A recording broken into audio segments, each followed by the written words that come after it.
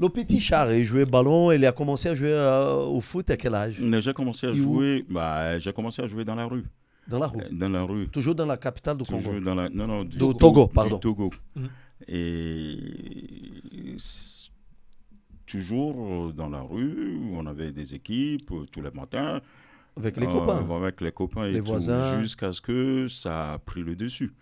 Donc ma mère C'était à quel âge ça? Ah, ben, j'arrivais aux alentours de 8 ans, 9 ans déjà. Déjà? Voilà.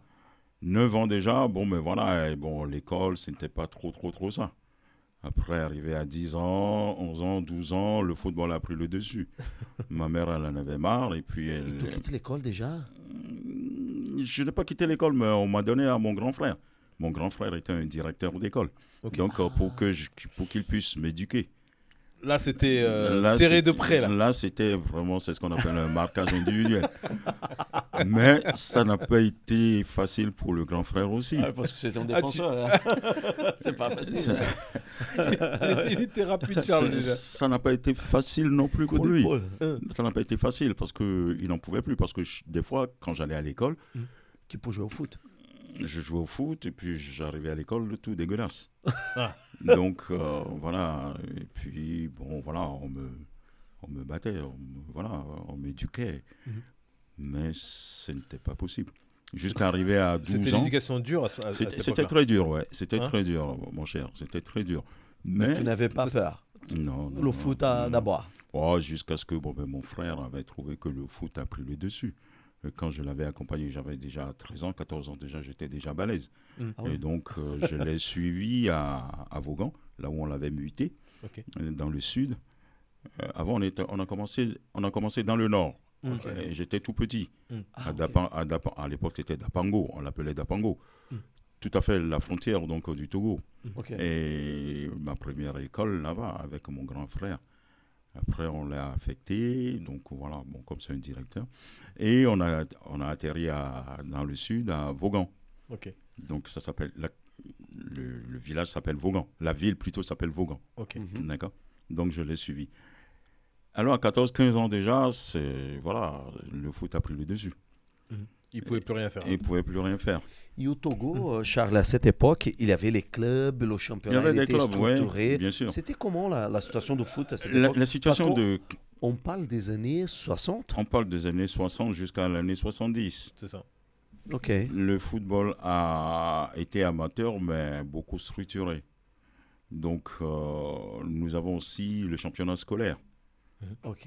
Le championnat scolaire aussi était là. Donc, à travers ce championnat scolaire, plus le championnat du samedi et dimanche, on avait énormément de très bons jeunes joueurs. C'est ça.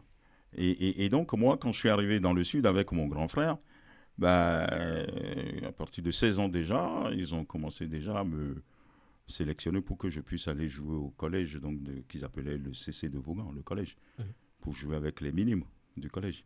Ok. Moi, j'étais encore en primaire, parce que l'étude n'a pas bien marché, mais bon, voilà, j'étais encore au primaire. Et puis, Donc à 15-16 ans, tu jouais déjà avec les garçons avec du- les, ouais, donc voilà, du collège, parce qu'on m'avait sélectionné, On t'avait drafté, quoi. On voilà, t'était cherché, pour aller, quoi. voilà, pour les minimes. Ok. Et en jouant dans l'équipe de Vaughan, collège, à cette époque-là, le minime, on balayait tout le monde. Ah oui, quand on venait jouer à Néchaud, on vient à Lomé, attends, c'est l'équipe de Vaughan, c'est Connu. impressionnant. Ah oui, c'est connu. C'est connu, Donc, c'est à travers Tu ça étais, que... tu étais dans le vivier, quoi. J'étais déjà dans le vivier, Un bon oui. groupe de joueurs. Dans un bon groupe de Ça joueurs. t'a aidé à évoluer. Énormément, énormément. Et puis après, je peux dire aussi que à travers ça, quand j'avais 16 ans, voilà, j'étais déjà presque formé en quelque sorte.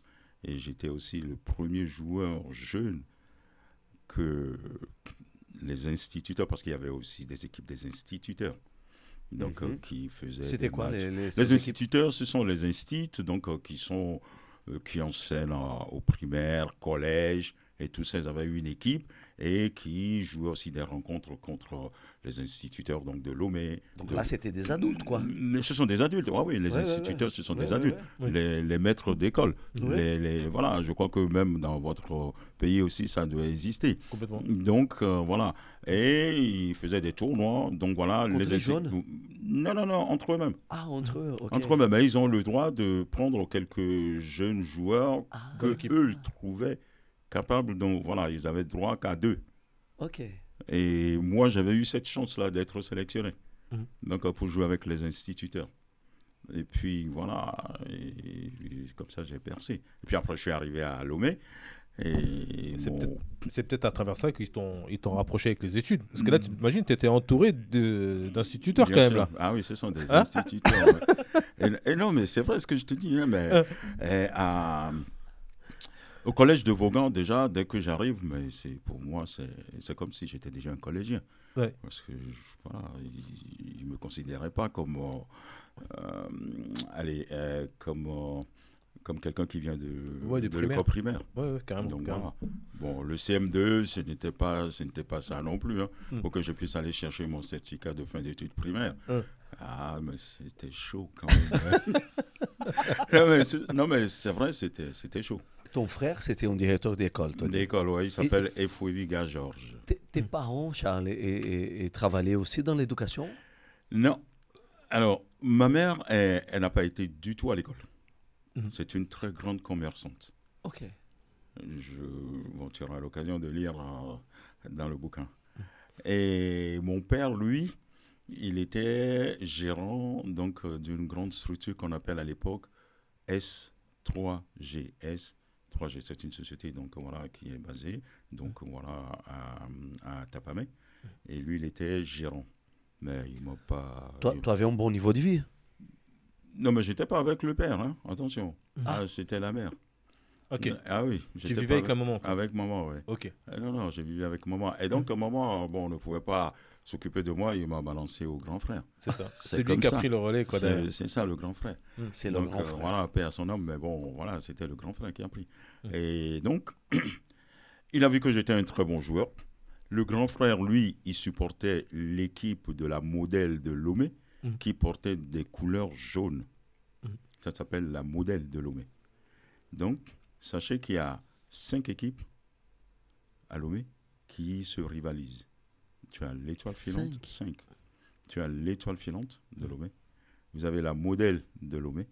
Vous avez Essor de Lomé. Vous avez le Racing Club de Lomé. Et vous avez l'équipe de l'armée qu'on appelle le Dito de Lomé. De l'armée. Ouais. De l'armée. Bien, maintenant, dans les savanes et jusqu'au nord, jusqu'au sud, vous avez aussi des équipes, des localités. Par exemple, à Dapango, on a par exemple une équipe de Dapango. Vous avez à Sokoré, vous avez Excesseur de Sokoré. À Palimé, vous avez 2 grandes équipes aussi de Palimé. D'accord ? Et vous arrivez dans la capitale, vous avez 5 équipes. Mais c'était structuré, tous ces clubs-là ? C'était structuré, oui. C'était très structuré. Et puis, le championnat se déroulait tous les dimanches, mais avec un public énorme. Samedi et dimanche, c'est énorme. Ok. C'était un championnat national. National, ouais. Ok. Et la plus forte équipe qui sortait, qui se dégageait un petit peu à cette époque-là, c'était l'étoile filante et la modèle. C'était les 2 équipes phares. Les 2 équipes phares. Ok. Après, vous avez la 3e qui est l'équipe de l'armée.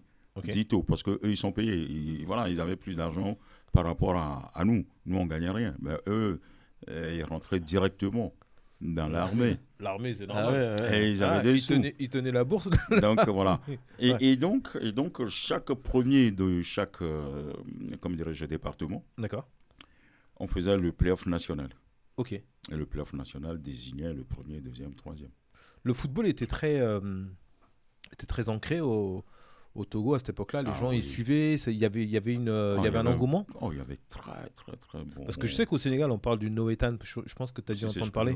C'est quelque chose, c'est vraiment quelque chose qui tient vraiment tout le monde en haleine. C'est-à-dire que quand ça arrive dans les finales, demi-finales, on voit vraiment que tout le pays est mobilisé et captivé par cette compétition. Et à Lomé, c'était pareil. C'était pareil, oui. L'engouement était pareil. Ah oui. Mais le public, l'engouement était terrible. que mais je vais te dire, quand tu arrives en finale et que tu dois jouer contre... allez, les playoffs se jouent toujours à 6 équipes. Ok. Si c'est l'étoile filante qui finit, donc au Togo, tu as étoile filante premier, Dito deuxième, modèle troisième. Okay. Ou modèle deuxième, Dito troisième. Donc, vous allez jouer le playoff, vous allez vous déplacer pour aller, par exemple, à Palimé, au Clouto, vous allez à Dapaon, vous allez à Tchévier, et vous allez jouer ces équipes-là. Mais c'était terrible. Mais il y avait eu une ambiance de fou. Il y avait des stades, Charles.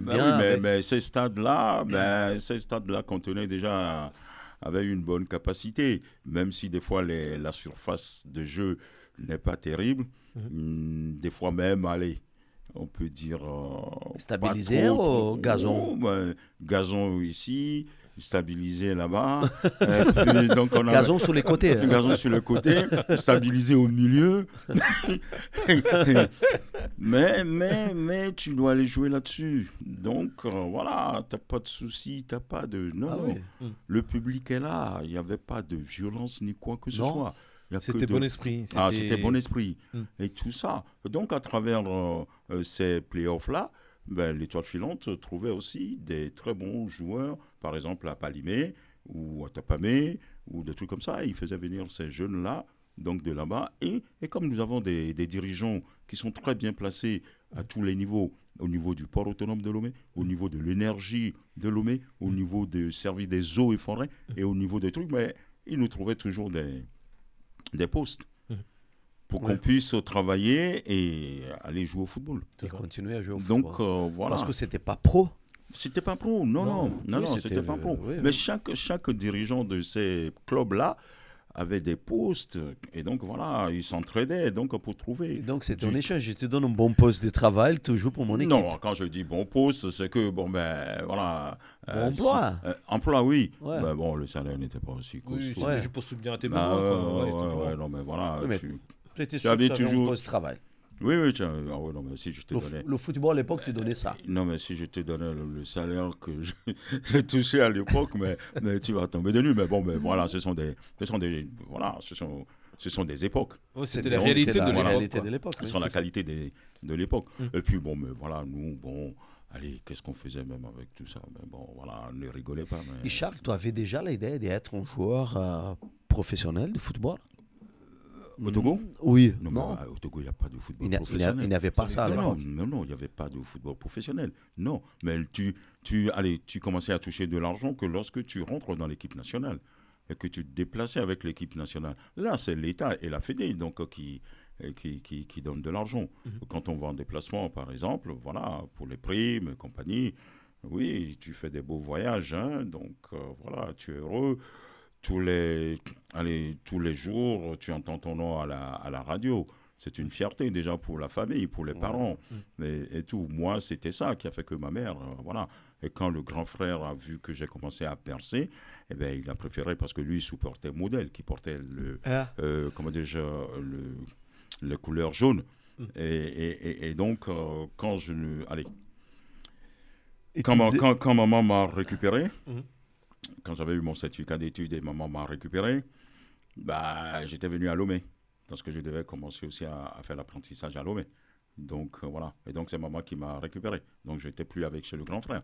Okay. Donc, le grand frère, lui, il avait voulu que j'aille signer pour l'équipe qui portait la couleur jaune. Toi, tu as expliqué que toi, c'était l'étoile filante. Non. Qui reste avec son équipe. Pas encore. Donc, il avait tout négocié avec le directeur donc, du collège qui faisait la comptabilité et tout ce qui est gestion. Son nom s'appelle M. Tadien. Okay. Et qui est le président vraiment donc, de la modèle. Okay. Et avec Aïvi Charles. Donc, ils sont venus me chercher pour aller à l'entraînement donc, de la modèle. C'est le frère qui faisait l'agent. C'est ce que j'allais dire. Il avait déjà la fibre. Et donc, voilà, je suis allé et on a fait l'entraînement. Je reviens à la maison. En rentrant à la maison, ma mère m'appelle et qui me dit, mais on est venu lui dire que je suis allé à l'entraînement avec l'équipe qui porte des couleurs jaunes. Cette équipe qui porte des couleurs jaunes. Ils t'ont balancé à ta mère, direct. Dans le quartier, le quartier était l'Étoile filante. Tout le quartier, là où je vis, où ma mère vit, tu vas trouver peut-être que 2 modélistes ou 3 modélistes. Sinon, c'est le quartier de l'Étoile filante. Le quartier de l'Étoile filante. Et le capitaine même de l'Étoile filante à l'époque, et qui s'appelle Kunkel, habitait dans le quartier. Ah oui. Et quand on lui a dit que je suis parti m'entraîner avec l'équipe de la Modène, le matin, elle s'est réveillée et il a été voir mon frère en lui disant que c'est la première et la dernière fois qu'il envoie son fils aller dans l'équipe qui porte le maillot jaune. Le capitaine est allé parler avec toi. Voilà. Et donc, tout le quartier est venu. Il était au courant déjà. Et donc, ma mère qui me dit, bon, ben voilà, je vais aller voir M. Kunkel Paul. L'Étoile filante, c'est le maillot bleu. Elle-même, quand elle va à l'église, elle voit que des couleurs bleues. Elle ne veut pas que j'aie joué pour la Modèle. Et donc, il a appelé le grand frère et il m'a retiré de la Modèle directement pour me positionner à l'Étoile filante. Et c'est le capitaine Kunkel donc, qui venait me prendre le matin devant la maison. Elle se levait pour voir si le capitaine est venu me chercher et je montais sur la Vespa qui m'amenait à l'entraînement. Et tout le quartier était calmé. Il n'y avait plus de... Le prodige, il reste à la maison. Il n'y avait plus d'embrouille dans le quartier. Tu joues pour la maison, tu joues pour l'équipe locale. Oui, donc voilà. Et donc le quartier dans le quartier, mais comme tu as dit tout à l'heure, chaque fois qu'on faisait nos matchs, on portait le maillot bleu dans le quartier. Toi, avec quel âge, Charles? J'avais quoi? J'avais 16 ans. J'avais 16 ans déjà. Je t'ai dit que je suis rentré à l'Étoile filante et je suis rentré à l'équipe nationale à partir de 20 ans. Donc, tu as vu tout le parcours, j'ai fait vite. Parce que le football a pris le dessus à un moment donné. Et puis ma mère a dit qu'elle en avait marre et que l'école n'avançait plus, il faut faire une formation. Donc, c'est pour ça qu'ils m'ont envoyé au lycée technique. Pour que j'apprenne un métier. Donc, la suite de ça, donc là, on est à quel âge? Donc, 16 ans 16 ans, 17. 17 ans. Ouais. Après, c'est quoi la suite après là, du coup? La suite, ma foi, c'est l'Étoile filante. Directement. Direct. Donc là, tu fais combien? Tu fais 3 ans là-bas, c'est ça? J'ai fait plus de 3 ans, plus. Oui. Parce que quand on avait joué le tournoi donc, des jeunes, donc voilà, junior, donc l'Étoile filante a battu toutes les équipes et donc moi je suis rentré directement à l'équipe première. Et donc de l'équipe première, j'ai joué des matchs, j'ai joué des coupes, j'ai gagné des trucs et puis voilà.